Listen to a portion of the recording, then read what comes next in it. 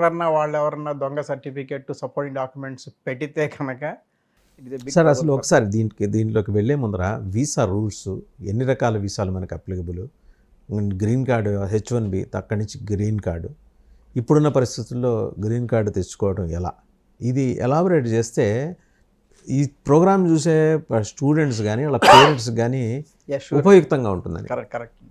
ఇప్పుడు మెయిన్ మా స్టూడెంట్స్ వచ్చినప్పుడు వాళ్ళు F1 వీసా అంటారు, స్టూడెంట్ వీసా. అక్కడ స్టూడెంట్ వీసా మీద వచ్చినప్పుడు they need to study first. నేను ఇచ్చే సలహా ఏంటంటే వాళ్ళు స్టడీ మీద కాన్సన్ట్రేట్ పెట్టాలి. కష్టమైనా నష్టమైనా సరే స్టడీ మీద ఉండాలి. తల్లిదండ్రులు కూడా దానికే సపోర్ట్ చేయాలి. They should not think for the small jobs. అక్కడ ఏమవుతుందంటే ఒకటి ఇల్లీగల్ ప్రాక్టీస్ అది, సెకండ్ ఏమో they are not concentrating on the subject studies.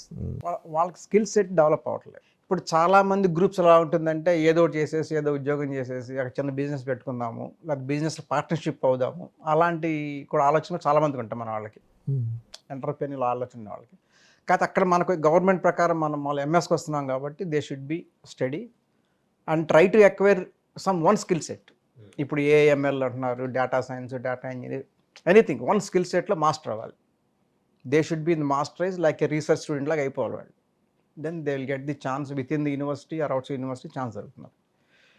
పొరపాటును కూడా ఎక్కడా కూడా ఏ డాక్యుమెంట్ కూడా ఇల్లీగల్ డాక్యుమెంట్ పెట్టకూడదు మనకి పొరపాటు. అది ఒకవేళ ఇప్పుడు పాస్ అయినా కూడా అంటే వాళ్ళు కొంచెం ఓవర్లుక్ చేసినా కూడా after 10 years if they catch it they will report. ఇది మీరు చెప్పినట్టు అది బేడీలు వేసి పంపిస్తారు, పట్టుకుంటే చాలా ఇంకంతే. సో అది నేను first of all don't give anything. పెట్టకపోయినా పర్వాలేదు కానీ డాక్యుమెంట్ డోంట్ గివ్ ఎనీ. ఒకవేళ లేకపోతే డెర్త్ ఆఫ్ డాక్యుమెంట్ అవుతుంది కానీ అదేమి ఫ్లా కాదు కదా. ఫ్లా కాదు. సో అదొక్క తీసుకోవాల్సిన జాగ్రత్తలు. ఎందుకు మనకి చాలా, ఎందుకంటే నేను అమీర్పేట నుంచి వచ్చాను కాబట్టి నాకు తెలుసు, మనకు చాలా ఈజీగా ఉంటుంది. ఏం కాదులే ఇది, వాడు చెప్పాడు వీడు చెప్పాడు అనేది మనకి అలాంటివి చాలా ఉంటాయి మనకి ఎగ్జాంపుల్స్. వాటికి జోలు వెళ్ళకుండా అది ఫస్ట్ ప్రాక్టీస్ అనేది. అక్కడికి వచ్చిన తర్వాత చదువు అనేది కంప్లీట్ చేసుకోవాలి. దాని తర్వాత ఓపీటీని ఇస్తారు వాళ్ళే, గవర్నమెంట్ వాళ్ళు ఇస్తారు, సమ్ కాలేజ్ వాళ్ళు ఇస్తారు ఓపీటీ అని, ఆప్షనల్ ట్రైనింగ్ అని. అక్కడ వాళ్ళు పని చేసుకోవచ్చు. దాని తర్వాత H1B అనేది వర్క్ వీసా ఉంటుంది. దీనికి కొంచెం అది మొత్తం 2 to 2.5 years పడుతుంది. అది కొంచెం ఓర్పు వహించాలి అంతవరకు, అది మెయిన్ చేయాల్సిన పని. అలా కాకపోతే కాలేజీలో వాళ్ళు 10 hours అంత ఇస్తారు అక్కడ పని, లైబ్రరీలో కానీ టీచింగ్ అసిస్టెంట్ కానీ, దాన్ని యూటిలైజ్ చేసుకోవాలి. అంతేగాని బయటకు వచ్చి హోటల్లో పనిచేసి దానిని పట్టుకుంటే ప్రాబ్లం. నెక్స్ట్ అది కాకుండా అంటే ఇన్నాళ్ళు బైడెన్ అడ్మినిస్ట్రేషన్ చూసి చూడనట్టు వదిలేస్తుందంటారు వాళ్ళని. అంతే, ఎగ్జాక్ట్లీ. నాట్ ఓన్లీ బైడెన్ అండి, అంతకుముందు అడ్మినిస్ట్రేషన్స్ కూడా ఇలాగే ఈయనంత స్ట్రింజెంట్గా లేరు. అంతకుముందు ట్రంప్ వచ్చినప్పుడు కూడా కొంచెం స్ట్రిక్ట్గానే ఉన్నాడు ఈ విషయాల్లో. మీరు చదువుకోండి, గెట్ యువర్ నాలెడ్జ్ ఫస్ట్ అనేది ట్రంప్ ఇది అనమాట. అదే శాలరీస్లో కూడా ట్రంప్ చాలా స్ట్రిక్ట్గా ఉంటాడు. We need experts, give the minimum salary. కొన్ని కంపెనీస్ ఏం చేస్తాయంటే, సపోజ్ సియాటల్లో బలానా ప్రాజెక్ట్ మేనేజర్కి ఒక 200K ఇవ్వాలనుకోండి శాలరీ, మన వాళ్ళు ఏం చేస్తారంటే ఇది 100K ఇస్తారు.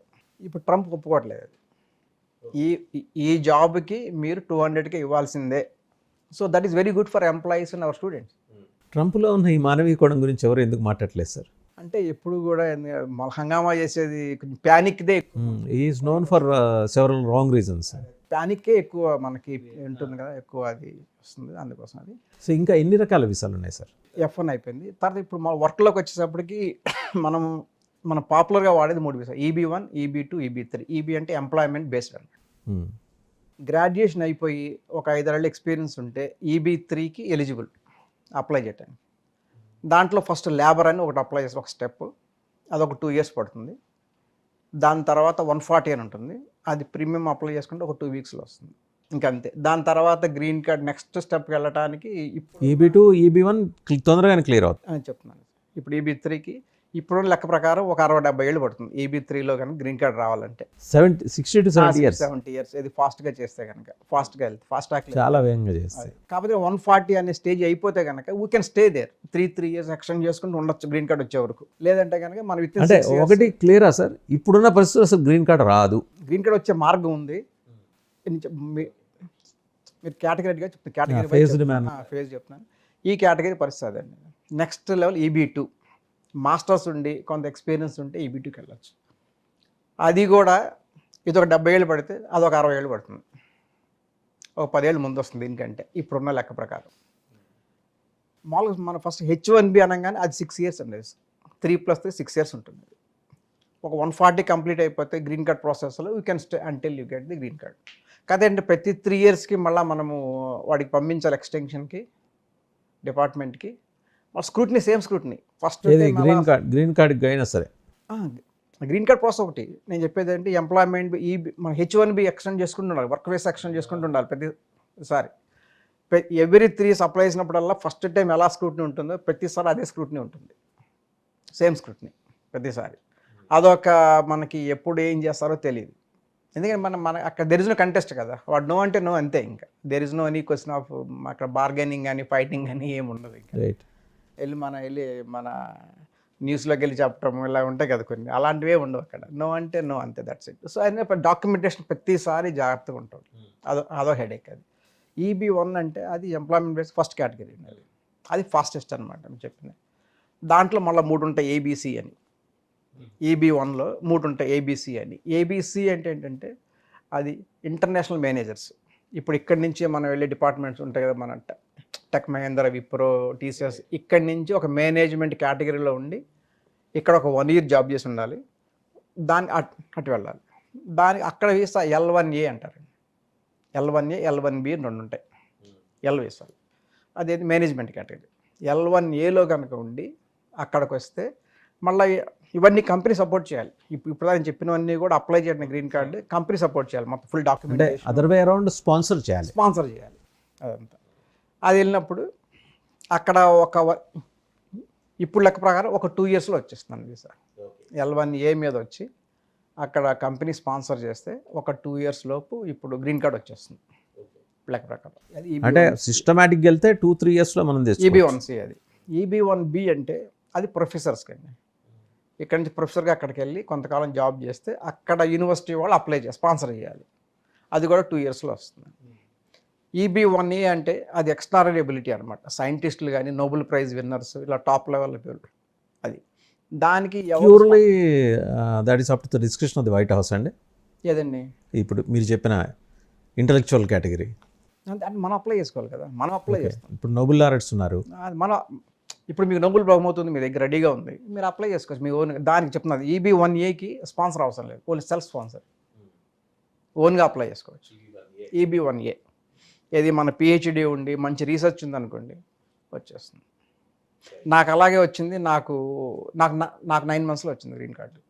నాకు మన PhD రీసెర్చ్ అవన్నీ ఉన్నాయి కాబట్టి ఒక 9 monthsలో నాకు గ్రీన్ కార్డు వచ్చేసి. సో ఇప్పుడు అది నేను చెప్పే పిల్లలకి ఏంటంటే, ఇప్పుడు మీరు చదువు ఆపద్దు, don't worry, look for the small jobs. అవి వెళ్ళినప్పుడు ఎక్కువ కాలం ఉండవు. అవి గో ఫర్ ఫస్ట్ PhD, అదొక 3 years పడుతుంది. రీసెర్చ్ అక్కడ బ్యూటీ ఏంటంటే, అక్కడ యూనివర్సిటీని బట్టి, ప్రొఫెసర్ని బట్టి, సబ్జెక్ట్ని బట్టి you will get the stipend. అది 2000 నుంచి 5000 వరకు వస్తుంది per month. That is the biggest one. So that is I think students వరకు అటువంటి కేటగిరీలో వస్తే ఇనఫ్ కదా సార్? ఎనఫ్, అదే వాళ్ళు తెలియట్లేదు. $2,000 అనేది 5,000 మ్యాక్సిమం అనుకోండి. ఇప్పుడు మామూలుగా MIT, స్టాన్ఫర్డ్ 5,000, మామూలుగా మేము 2,000, 3,000. క్రీమ్ యూనివర్సిటీస్లో 5,000 అండ్ టాప్ 10లో 2,000 నుంచి 5,000 మధ్యలో వస్తాయి యూనివర్సిటీ. అది ఒకటేంటంటే మన వాళ్ళకి PhDనా it will takes long time అనేది ఒక ఫోబియా ఉందన్నమాట. అంటే ఇక్కడ చూస్తున్నాం కదా సార్, 10 ఏళ్ళు 15 ఏళ్ళు మన యూనివర్సిటీలో చూస్తున్నాం కదా PhD. అక్కడ అలా ఉండదు, ఇలా ఏడిపించుకు తింటారు ఇవన్నీ ఇక్కడ ఉన్నాయి. అక్కడ అలా ఉండదు, అక్కడ హెవీ వర్క్ ఉంటుంది, తప్పదండి. PhD మనం ఒకటి అసైన్మెంట్ టేకప్ చేసినప్పుడు ఆ బర్డెన్ మోయాల్సిందే. రీసెర్చ్ ఎండ్ రిజల్ట్ అంత స్వీట్గా ఉండేప్పుడు ఈ కష్టం పట్టణంలో తప్పలేదు. అదే ఇప్పుడు మామూలు బీటెక్ చదివేటప్పటి నుంచి మనం రెడీగా ఉండాలి, ఓరియంటేషన్కి రెడీగా ఉండాలి. అట్లా MS they come to MS, they should B concentrate on the particular topic. అదే దాన్ని కంటిన్యూ చేసుకోవచ్చు. ఒక్కసారి వచ్చింది అనుకోండి, ఇంకా జస్ట్ PhD 3 yearsలో అయిపోతుంది, ఫుడ్ ప్రాబ్లం ఉండదు, something they will get it. అది కాకుండా టీచింగ్ అసిస్టెంట్ చేసుకోవచ్చు అక్కడ. మళ్ళీ వాళ్ళు ఇస్తారు, అబిలిటీ వాళ్ళు ఇస్తారు, అక్కడ వాళ్ళ ప్రొఫెసర్ వాళ్ళు ఇస్తారు. అది దానికి కోటా ఏమీ లేదు. ఇంకా EB1A there is no quota, just you prove you are a good, you will get green card within 1 or 2 yearsలో వచ్చేస్తుంది. సో అది ఇది ఒక స్ట్రక్చర్. ఇంకా ఏమన్నా ఉన్నాయా వీసాలు? అంటే జాబ్ వీసాలు అనేది జాబ్ వీసా అయితే ఇంతే అంటే రిలీజియస్ వీసా క్రీస్టులకి వాటికి అది R1 అంట, అది మనకి సంబంధం లేదు. అది ఇదే అండి మెయిన్ ఏంటే కానీ ఇది. అదే కానీ ఇప్పుడు కెనడా పౌరసత్వం ఉందనుకోండి, అటు నుంచి వచ్చే వాళ్ళకి TN వీసా అని ఒకటి ఉంటుంది, ట్రేడ్ నాప్తా అని వీసా. దానికి కూడా కోటా ఏమి ఉండదు, జస్ట్ జాబ్ ఆర్డర్ చూపించేస్తే, జాబ్ ఆఫర్ చూపిస్తే వాడు స్టాంప్ వేసి పంపించేస్తాడు 3 yearsకి అంతే. దానికి మా H1B కోటాలు అవే ఉండవు, దానికి ఉండవు. సో ఇప్పుడు వీళ్ళు ఏం చేయాలంటే మెయిన్ PhD జాయిన్ అయిపోవాలి. PhD జాయిన్ అయిపోయి దాని మీద కాన్సన్ట్రేట్ చేస్తే ఆటోమేటిక్గా గ్రీన్ కార్డు, గ్రీన్ కార్డుకి కావాల్సినవి కొన్ని ఐటమ్స్ ఉంటాయి, గూగుల్లో కొడితే మనకు తెలిసిపోతాయి అవి ఏమేం కావాలనేది. వాటిని మొత్తం ఈ 3 years రెడీ చేసుకుంటే మన ఫైల్ని, అది కాంగా టకాన అప్లై చేసేస్తాం. అంటే ఆర్గనైజ్డ్గా ఒక స్టూడెంట్ మేనేజ్ చేసుకోగలిగితే తన గ్రాడ్యుయేషన్ ఇవ్వగానే PG లేదా 2 కలిసి ఇంటిగ్రేటెడ్ కూడా ఉన్నాయి. ఉన్నాయి అవి అవుతుండగా